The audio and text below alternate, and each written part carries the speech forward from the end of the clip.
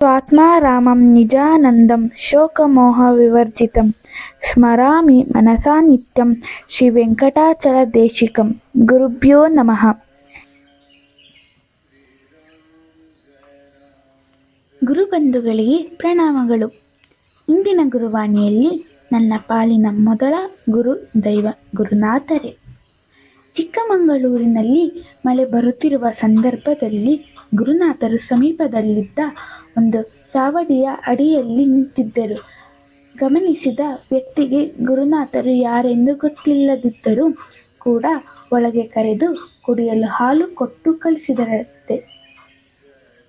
ಎಷ್ಟೋ ವರ್ಷದ ನಂತರ ಅವರು ಸನ್ಯಾಸಿ ಸ್ವೀಕರಿಸಿ ಸಾಧನೆಯನ್ನು ಮುಂದುವರಿಸುವ ಬಗೆಗೆ ಸಕ್ಕರಾಯಪಟ್ಟಣದ ಗುರುಗಳ ಅಭಿಪ್ರಾಯ ಕೇಳಲು ಹೋದಾಗ ಗುರುನಾಥರೇ ಅವರಿಗೆ ಹಿಂದೆ ನಡೆದ ಘಟನೆ ಹೇಳಿ ಸನ್ಯಾಸ ಸ್ವೀಕರಿಸಲು ಅನುಮತಿಯಿತ್ತು.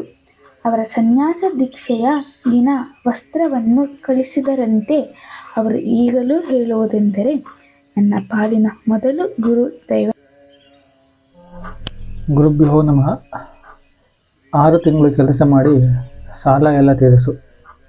ಒಮ್ಮೆ ಒಂದು ದೇವಸ್ಥಾನದ ಪೂಜೆಯನ್ನು ಅವಲಂಬಿಸಿ ಜೀವನ ನಡೆಸುತ್ತಿದ್ದ ಅರ್ಚಕರೊಬ್ಬರನ್ನು ಆ ದೇವಸ್ಥಾನದ ಟ್ರಸ್ಟ್ನವರು ಕಾರಣಾಂತರಗಳಿಂದ ಕೆಲಸದಿಂದ ಬಿಡಿಸಿದರು. ಇದ್ದಕ್ಕಿದ್ದ ಹಾಗೆ ಕೆಲಸ ಹೋದಾಗ ತುಂಬ ತಾಪತ್ರಯವಿದ್ದ ಇವರಿಗೆ ಪರಿಚಯಸ್ಥರೊಬ್ಬರು ಧನ ಸಹಾಯ ಮಾಡಿ ಇನ್ನು 6 ತಿಂಗಳು ನಂತರ ಹಿಂದಿರುಗಿಸಿ ಪರವಾಗಿಲ್ಲ ಎಂದಿದ್ದರಂತೆ.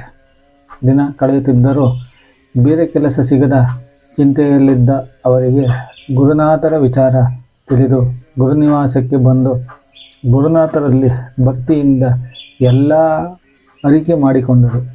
ಗುರುನಾಥರು ತಕ್ಷಣವೇ, ಯಾಕೆ ಯೋಚಿಸ್ತೀಯಾ? ಸದ್ಯದಲ್ಲೇ ಅಮೇರಿಕದಿಂದ ಲೆಟರ್ ಬರುತ್ತೆ, ಹೋಗು. 6 ತಿಂಗಳು ಕೆಲಸ ಮಾಡಿ ಸಾಲ ಎಲ್ಲ ತೀರುತ್ತೆ ಎಂದರಂತೆ. ಸಂತಸದಿಂದ ಮನೆಗೆ ಹಿಂತಿರುಗಿದ ಮರುದಿನವೇ ಅಮೆರಿಕದಿಂದ ಪೌರೋಹಿತ್ಯಕ್ಕೆ ಆಹ್ವಾನ ಬಂದಿತ್ತು. ಅದರಂತೆ ಅಮೆರಿಕಕ್ಕೆ ಹೋಗಿ ಹಣಕಾಸಿನ ಸಮಸ್ಯೆ ಬಗೆಹರಿಯುತ್ತಾ ಇದ್ದಾಗ ಅವರ ಪತ್ನಿ ತಮ್ಮ ನೆಂಟರಿಷ್ಟರಲ್ಲಿ ಅವರೇನೋ ಅಲ್ಲಿಗೆ ಹೋಗಿದ್ದಾರೆ, ಇಲ್ಲಿ ಎಲ್ಲ ನಾನೇ ನೋಡ್ಕೊಳ್ಬೇಕು, ಬರೀ ಹಣ ಕಳಿಸಿದ್ರೆ ಏನು ಇತ್ಯಾದಿಯಾಗಿ ಮಾತನಾಡುತ್ತಿದ್ದರಂತೆ. ಅವರು ಗುರುನಾಥರನ್ನು ಭೇಟಿಯಾದಾಗಲೂ ಇದೇ ರೀತಿ ಹೇಳಿಕೊಂಡಾಗ, ಏನು ಇನ್ನೂ 6 ತಿಂಗಳು ಸುಮ್ಮನೆ ಇರೋದಕ್ಕಾಗಲ್ವಾ? 6 ತಿಂಗಳ ನಂತರ ನಿಮ್ಮನೇಲೇ ನೇತಾಡ್ತಾ ಇರ್ತಾನೆ ಬಿಡು ಎಂದು ಗದರಿ ಕಳಿಸಿದರಂತೆ.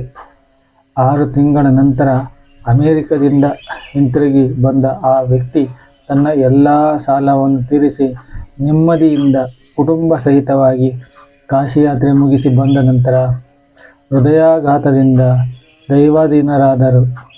ಆ ನಂತರ ಅವರ ಪತ್ನಿ ಅವರನ್ನು ಭಾವಚಿತ್ರದಲ್ಲಿ ಕಾಣುವಂತಾಯಿತು.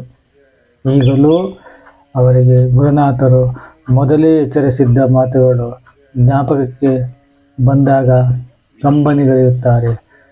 ಗುರುಭ್ಯೋ ನಮಃ.